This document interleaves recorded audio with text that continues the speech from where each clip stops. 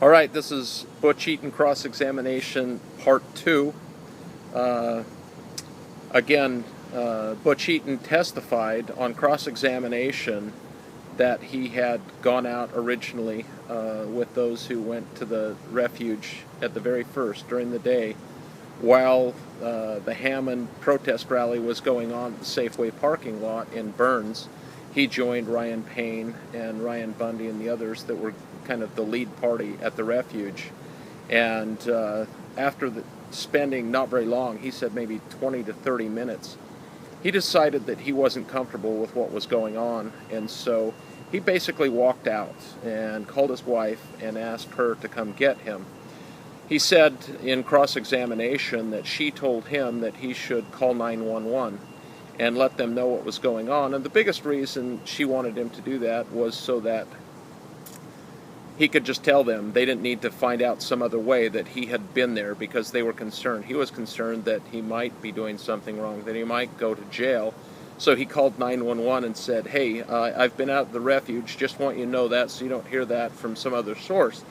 And he said they responded to him, they already knew that. They knew that he was out there. And he said he questioned at the time, how in the world could they know that he had gotten in a vehicle and gone out with the others, and he was there for 20 or 30 minutes is all. Then he called 911, and they already knew that he was one of those who had been out there.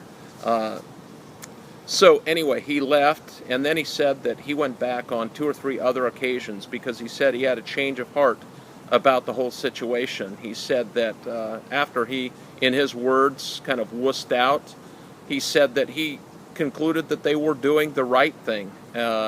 And he said that he felt like they were doing the thing that others in the community should have been doing to stand up for the Hammonds. He said that in his opinion, he was embarrassed that members of the Harney County community were not doing what they were doing, and so he felt like they were doing the right thing to show an example to other members of the Harney County community. And for that reason, he had a change of heart about what they were doing. He returned to the refuge on several occasions to take firewood, to take other supplies, to show his support. And he said when he came and went, he came and, even though he had basically left and that they might have a very negative attitude towards him, he said every time he went back out there, they welcomed him with open arms. They weren't accusatory in any way. He said that he, as far as he could tell, anyone could come and go at the refuge. It's true, they had a checkpoint. He would have been considered basically a defector, but despite the fact that he'd been a defector, they still allowed him to come and go, welcomed him openly. And then at the end of his cross-examination, he contrasted that with the roadblocks that were put in place afterward by the government, by the FBI, some 4 or 5 miles away, that prevented anybody from coming and going at the refuge. He contrasted the open atmosphere at the refuge during the occupation, which he described as very peaceful. He said that he never witnessed any kind of damage to any property. He said just the opposite. He said in his view they were trying to take care of things, that they were looking after things, and there wasn't the kind of damage that others have reported that there was.